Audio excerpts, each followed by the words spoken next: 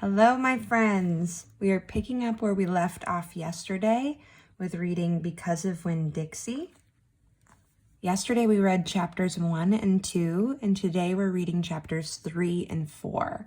Remember, if you have your own book and you prefer to just read it on your own, you may. This is just for those friends who haven't had a chance to get the book yet, or people who prefer to be read too. This is chapter 3.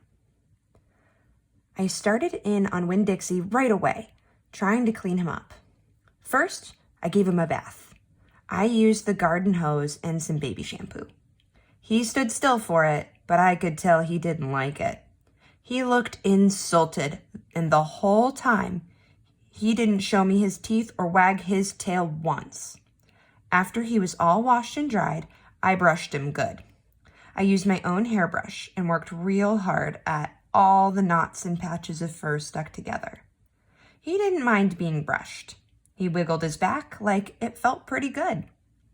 The whole time I was working on him, I was talking to him, and he listened. I told him how we were alike. See, I said, you don't have any family, and neither do I. I've got the preacher, of course, but I don't have a mama. I mean, I have one, but I don't know where she is. She left when I was 3 years old. I can't hardly remember her. And I bet you don't remember your mama much either. So we're almost like orphans. Winn-Dixie looked straight at me when I said that to him, like he was feeling relieved to finally have somebody understand his situation. I nodded my head at him and went on talking. I don't even have any friends because I had to leave them all behind when we moved here from Watley. Watley's up in North Florida. Have you ever been to North Florida? Winn-Dixie looked down at the ground, like he was trying to remember if he had. You know what? I said. Ever since we moved here, I've been thinking about my mama extra hard, more than I ever did when I was in Watley. Winn-Dixie twitched his ears and raised his eyebrows. I think the preacher thinks about my mama all the time, too. He's still in love with her. I know that because I heard the ladies at the church in Watley talking about him. They said he's still hoping she'll come back. But he doesn't tell me that. He won't talk to me about her at all. I want to know more about her, but I'm afraid to ask the preacher. I'm afraid he'll get mad at me. Winn-Dixie looked at me hard, like he was trying to say something. What? I said. He stared at me. You think I should make the preacher tell me about her? Winn-Dixie looked at me so hard he sneezed. I'll think about it, I said. When I was done working on him, Winn-Dixie looked a whole lot better. He still had his bald spots, but the fur that he did have cleaned up nice. It was all shiny and soft. You could still see his ribs, but I intended to feed him good, and that would take care of that. I couldn't do anything about his crooked yellow teeth because he got into a sneezing fit every time I started brushing them with my toothbrush. And finally, I had to give up. But for the most part, he looked a whole lot better, and so I took him into the trailer and showed him to the preacher. Daddy, I said. He said. He was working on a sermon and kind of muttering to himself. Daddy, I wanted to show you the new Winn-Dixie. The preacher put down his pencil and rubbed his nose, and finally he looked up. Well, he said, smiling real big at Winn-Dixie. Well now, don't you look handsome? Winn-Dixie smiled back at the preacher. He went over and put his head in the preacher's lap. He smells nice, too, said the preacher. He rubbed Winn-Dixie's head and looked into his eyes. Daddy, I said, real quick before I lost all my nerve, I've been talking to Winn-Dixie. Is that right? The preacher said. He scratched Winn-Dixie's head. I've been talking to him, and he agreed with me that since I'm 10 years old, you should tell me 10 things about my mama. Just 10 things, that's all. The preacher stopped rubbing Winn-Dixie's head and held real still. I could see him thinking about pulling his head back into his shell.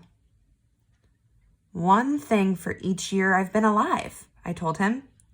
"Please?" Winn-Dixie looked up at the preacher and kind of gave him a nudge with his nose. The preacher sighed. He said to Winn-Dixie, "I should have guessed you were going to be trouble." Then he looked at me. "Come on, Opal," he said. "Sit down, and I will tell you 10 things about your mama." Chapter 4. 1, said the preacher. We were sitting on the couch, and Winn-Dixie was sitting between us. Winn-Dixie had already decided that he liked the couch a lot. 1, said the preacher again. Winn-Dixie looked at him kind of hard. "Your mama was funny. She could make just about anybody laugh." 2, he said. "She had red hair and freckles." "Just like me," I said. "Just like you," the preacher nodded. 3, she liked to plant things. She had a talent for it. She could stick a tire in the ground and grow a car. Winn-Dixie started chewing on his paw, and I tapped him on the head to make him stop. 4, said the preacher. She could run fast. If you were racing her, you couldn't ever let her get a head start because she would beat you for sure. "I'm that way too," I said. "Back home in Watley, I raced Liam Fullerton and beat him. And he said it wasn't fair because boys and girls shouldn't race each other to begin with. I told him he was just a sore loser." The preacher nodded. He was quiet for a minute. "I'm ready for number 5, I told him. 5, he said. She couldn't cook. She burned everything, including water. She had a hard time opening a can of beans. She couldn't make head or tail of a piece of meat. 6. The preacher rubbed his nose and looked up at the ceiling. Winn-Dixie looked up too. "Number 6 is that your mama loved a story.